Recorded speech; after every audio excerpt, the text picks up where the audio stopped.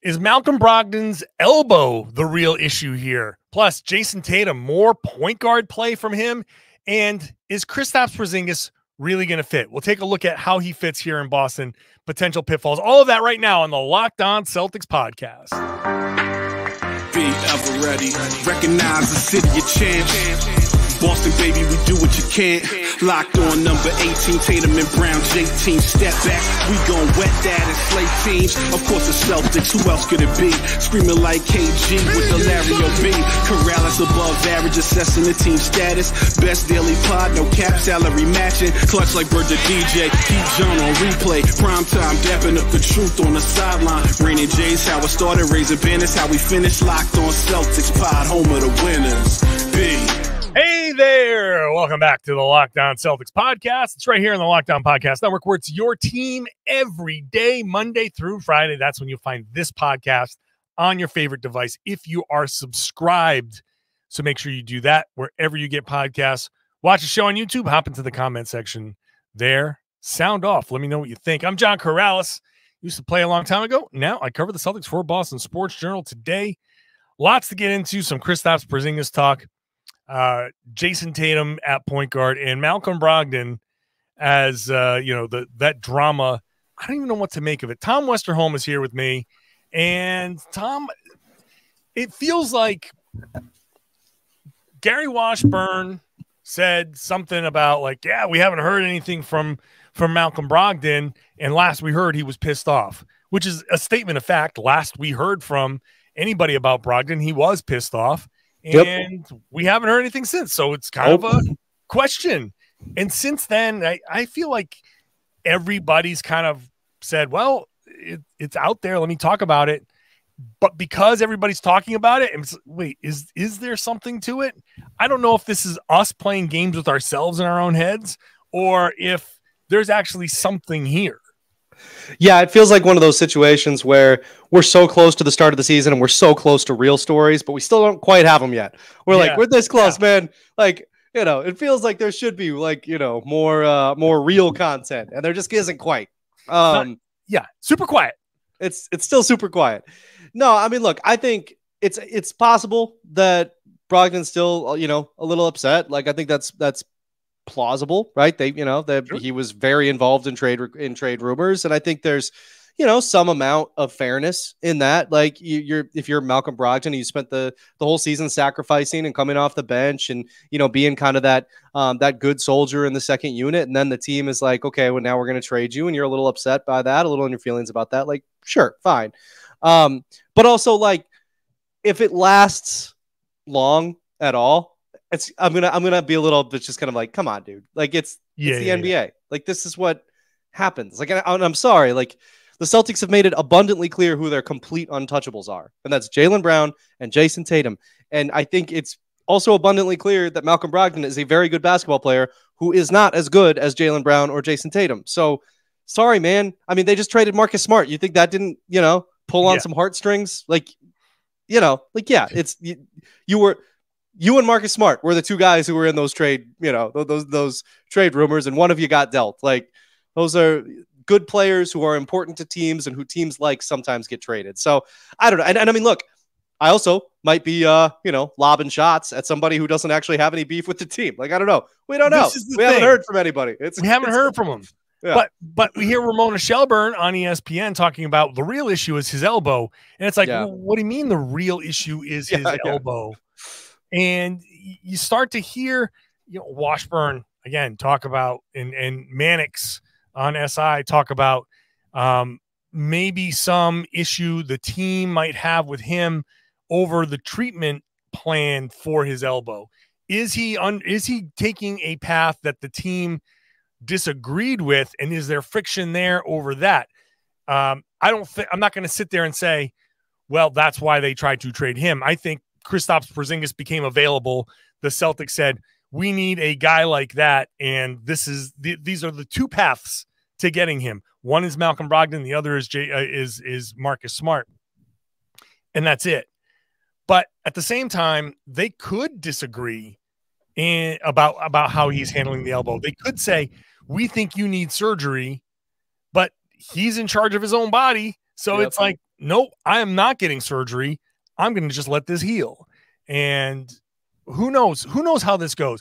I've always just been watching this as, if he comes to camp and suddenly he decides to have surgery on his elbow, then that just feels like a big kind of middle finger to the team to be like, oh yeah, by the way, maybe I do want to have surgery now, and I'm going to do it at a time where you're stuck, and screw you guys for messing with me.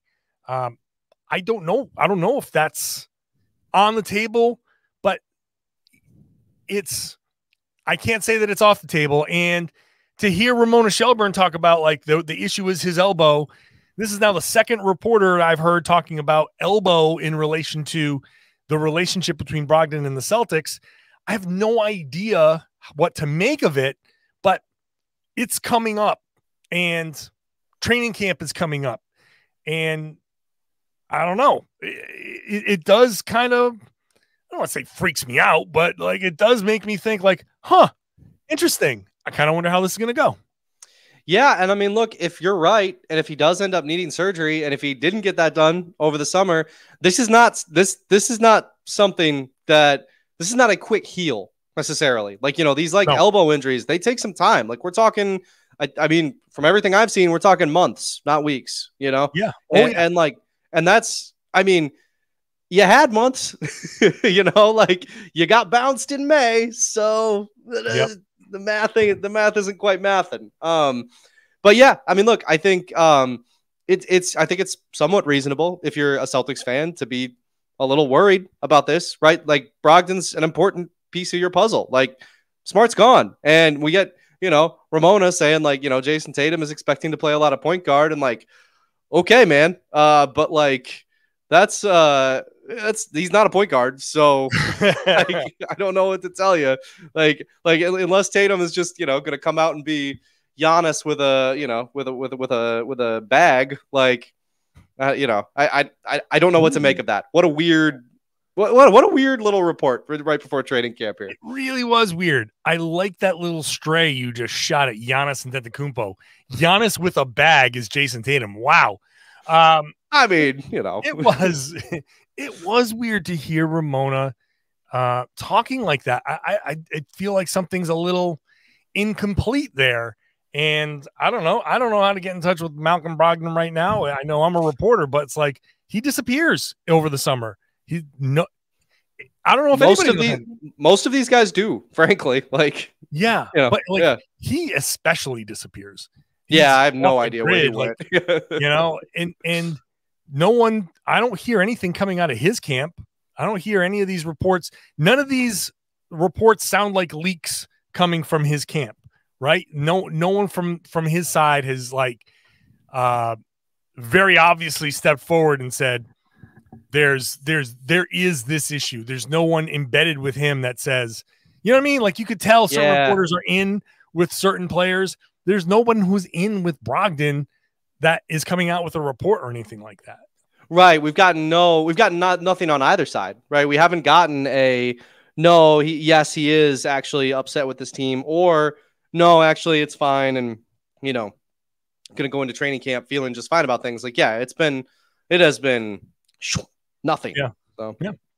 Which leads to speculation, which leads to, which leads to us talking about it on the Locked On Celtics podcast. And right. Let's dive into Jayson Tatum at point guard. Let's figure this thing out. I'll save it. All I'm going to say right now is I just disagree with Joe Mazzulla. I really just disagree with Joe Mazzulla. Not for the first time. Not for the first time, and it won't be the last, but here we go. All right, we'll talk about that in just a second.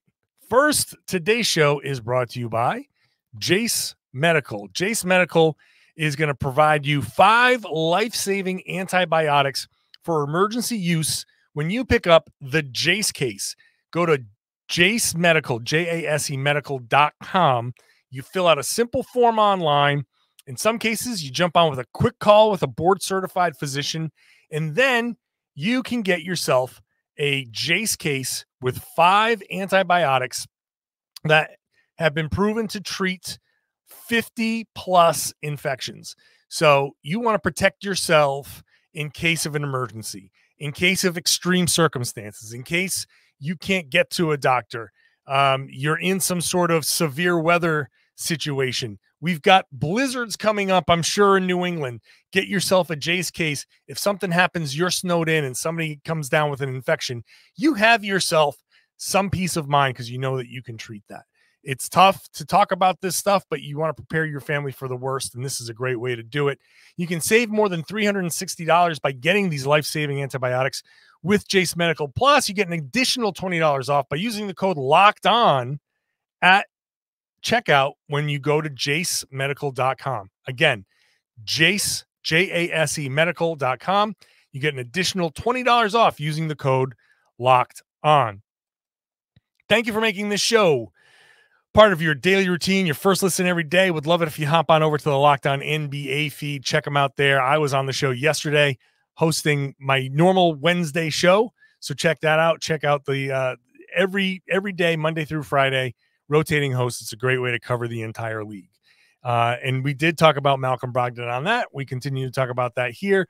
And mainly, Tom, in terms of Jayson Tatum at the point guard. Now, yesterday and the day before, I had Jay King on Tuesday to talk a little bit about minutes and all of that. I did a little bit more yesterday. I did a bunch on Boston Sports Journal. But Tatum's minutes, if you're breaking it down by position, I don't know what's going to qualify him as minutes at wing, what's going to qualify as minutes as, in the front court as a power forward. So, it's going to be kind of weird to see how his minutes get categorized, but there's going to be more apparently in this Ramona Shelburne report. She said that when he was in LA, he was doing a lot more point guard work.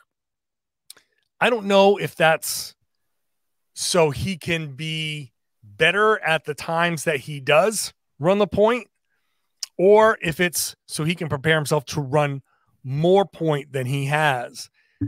But I just don't like the idea of using Jayson Tatum as your kind of point guard, or using a bulk of his time as the primary ball handler. First of all, that's not his best skill. And second of all, it takes him away from catching the ball on the move and attacking a defense that isn't set. I hate the notion that they're using him to draw two, play 4-on-3 after that, and then somehow afterwards he's going to come in and catch some kind of overflow offense. I hate it. I hate it. I hate it. I hate it. But they've traded Marcus Smart. They're very clearly not running an offense that is point guard based. They just want somebody to start the offense, and then it's just drive and kick, bend the defense until you can get an open three. It is what it is. I have to accept that that's what Joe Mazzulla is doing, but damn it, if it results in even more Tatum on the ball all the time, I don't like that idea.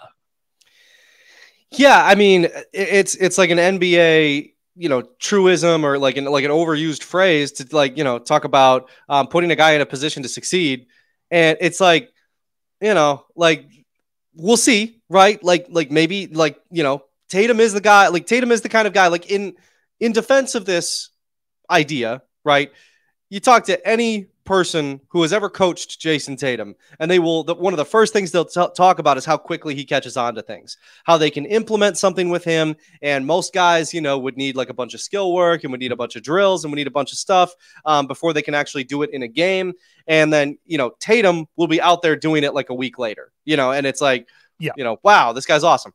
And obviously, playing a whole new position, playing point guard is a much taller task than just, trying a new move or something like that. But if he spent the summer working on it, and it's, something that he's been kind of working toward as his career went on, right? As he's developed in the NBA, he's handled the ball more. He's worked on kicking the ball out more, kind of making those simple drive and kick passes. Like you were saying, kind of attracting that defense and then making them play 4-on-3. Like, there's a case to be made there, certainly. But generally, I mean, it's weird to me to take a player of Jayson Tatum's talents and then build the offense around him as a point guard rather than building around him. Because like you said, like, I mean, his skills are very versatile. Like they're kind of all over the board, but it's not like you don't think of him as like pick and roll guy necessarily. I mean, or like he can run it, but you think of him, in kind of a like a multifaceted forward, and he already has the ball in his hands a lot, right? Like you look at his usage last year, cleaning the glass has him at 32%, so 99th percentile among all forwards. Like he's already got the ball in his hands a lot for a forward. We've seen him have issues turning it over. We've seen him have issues with his handle at times. Like, we've seen what it looks like when he starts hoisting threes, without like a ton of ball movement and he, can't get his like, I don't know. I'm torn on it. I tend to lean your way with it, where it's like, I don't love just kind of turning your best player into into kind of a decoy for the rest of your players. Like that just feels like a weird use of resources, I guess. But, I mean, he's there's a lot of things he can do. So I don't know, maybe it works out in the wash, but I tend to agree with you though, that I don't love the direction that kind of sends the offense. I'll ask you this. If you are a team playing the Boston Celtics, you're coaching the team playing the Boston Celtics, what's the first thing that you want to do defensively against the Celtics? You would like to stop Jayson Tatum. Yeah. Get the ball out of his hands. Right. Well, the Celtics are playing him at point guard and telling him to pass the ball, draw to and pass the ball. We are telling you to give the ball up. And the other team is like, yes, please. Let's just get the ball out of Tatum's hands. And then we're going to work our asses off so he doesn't get it back. And what ends up happening is the rest of the team isn't playing a 4-on-3 because they're not a ball movement team. The concept, I get the concept of it.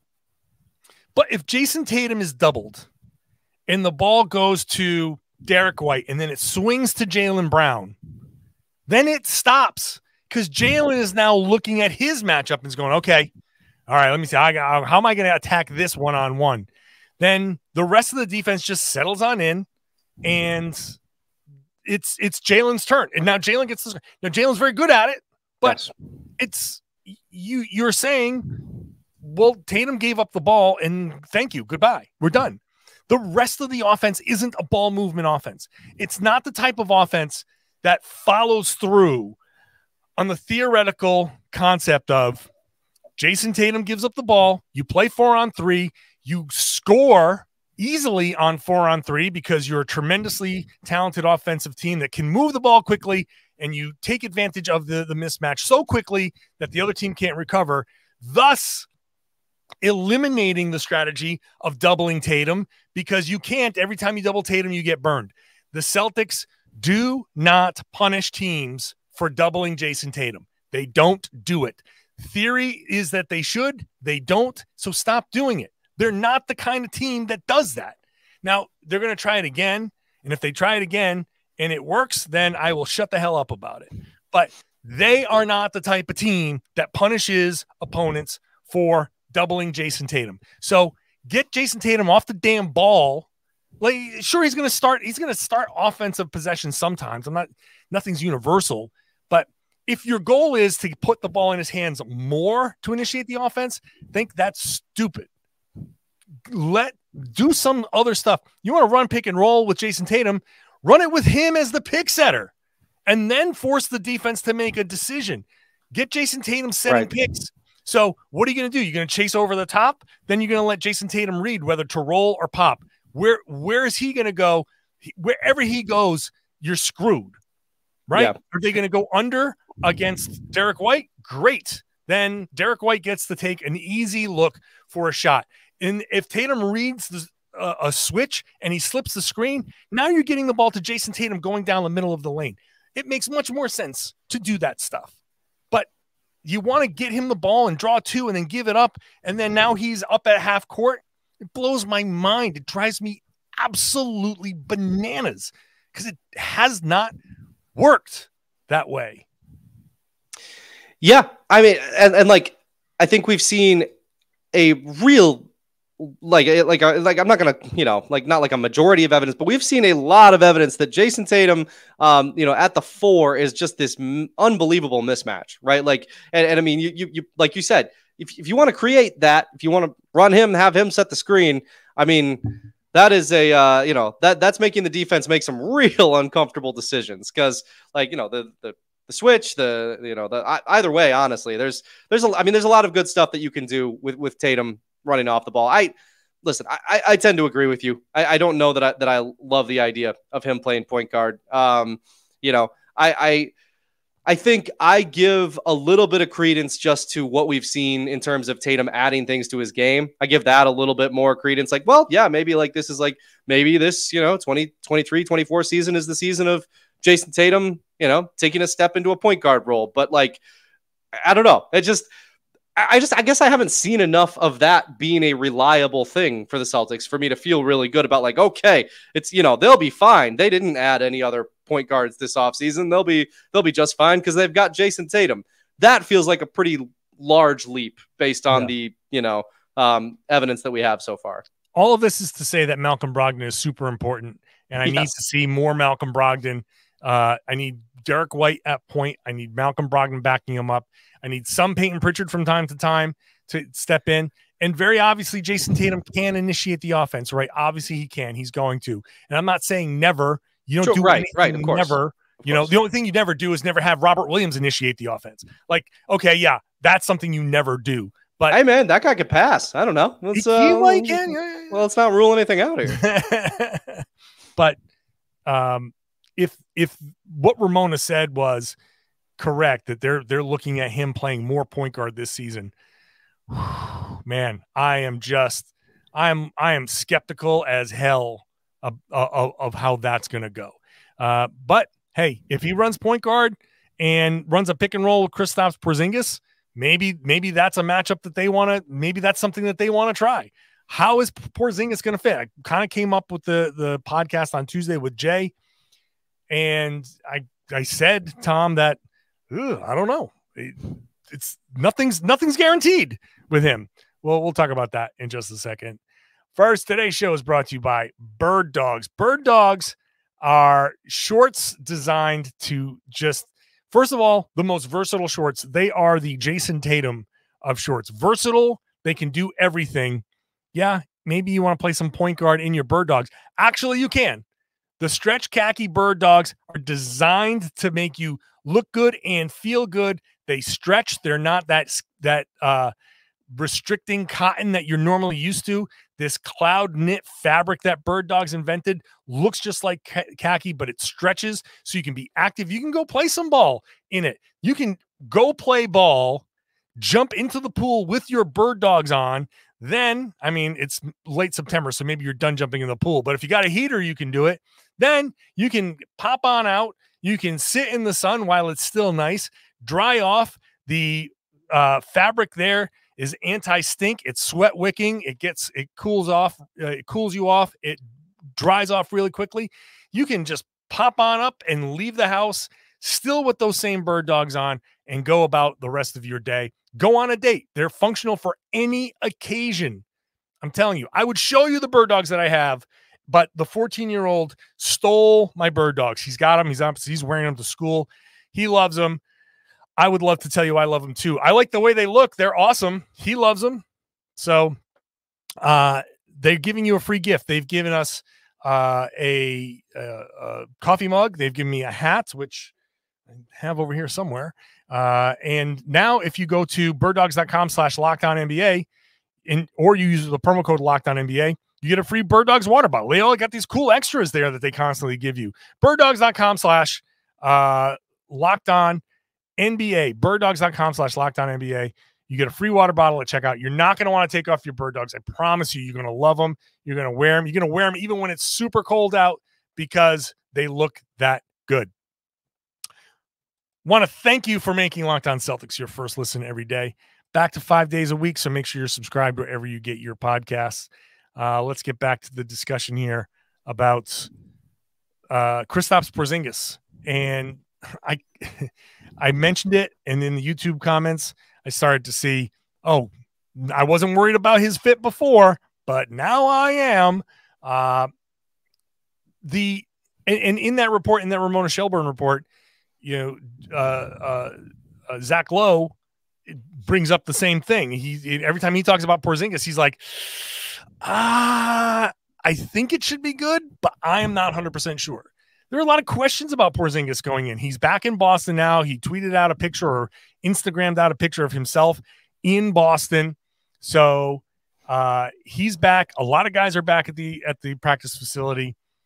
This begins the process of figuring out how he can fit, but there are questions about how he fits, right? Is he going to try to do too much? What is enough? What is enough, Tom, for Kristaps Porzingis? What is the absolute best version of Porzingis for the Celtics this season? I think the best version of Porzingis is a guy who shoots a career high in three-point percentage because there's so much attention focused elsewhere, right? It's a guy who makes a bunch of threes that are a few steps back. Like we've talked about a bunch of times. Like It's not, it's not just like, not to minimize at all what Al Horford brings to the floor with his floor spacing, because that dude shot the lights out during the regular season last year. But this is a guy who stretches that floor even further, who pulls you even farther out. Yep. I think the best of Porzingis is he does some of that. He gives you a little bit of post up action where he punishes some mismatches. That where he kind of proves that last year's post up numbers weren't a total fluke, that they are something that he can kind of go to, and a guy who protects the rim, because that what he is and isn't going to be on the defensive end. Like, you can't have unrealistic expectations that this is going to be a guy who's sliding side to side with this is not a switch on to point guards kind of guy, but a guy who can protect the rim. Not a 1 through 5 defender. But I mean, it'd be great if he could defend 1 through 5 at the rim, right? It'd be great if anybody who comes down there is going to be dissuaded by some super long arms. And I think if you get that, right, if you get some rim protection, if you get some real deep 3-point shooting, if you get a little bit of kind of the post-up guy that he was last year, then I think you're real happy, right? Because you get those things. I mean, the benefits that those would have for, guys like Jaylen and Jayson. And I mean, frankly, guys like Brogdon, right? Like, Brogdon is pretty good at getting to the rim and doing those kind of straight line drives and finishing around the rim. Like, those are, these are guys who can really benefit from having, like Robert Williams. Robert Williams could really benefit from having a more spaced floor. We could be looking at, some lobs down there. Like, a lot of things that Porzingis can bring to the table. Some, like, I think, and plenty of question marks as well, certainly. But I think if you're talking about if you're looking on the positive side of things, the rosy side of things, that's what you're hoping to see. What you didn't say is creates his own shot. Correct. You know what I mean? What you didn't say is attacks a mismatch. Yeah. Unless it's in the post. Unless it's in the post. Right. Yeah. Unless it's in the post. And that's the question for Porzingis, is do too much Porzingis the guy that they're going to get? Or, hey, the extension, you got the extension. He's locked in for the next 3 seasons. Like, he can sit there and say, hey, you know what? This season, I'm just going to do whatever the team needs, right? And then yeah, that I think is the saving grace here.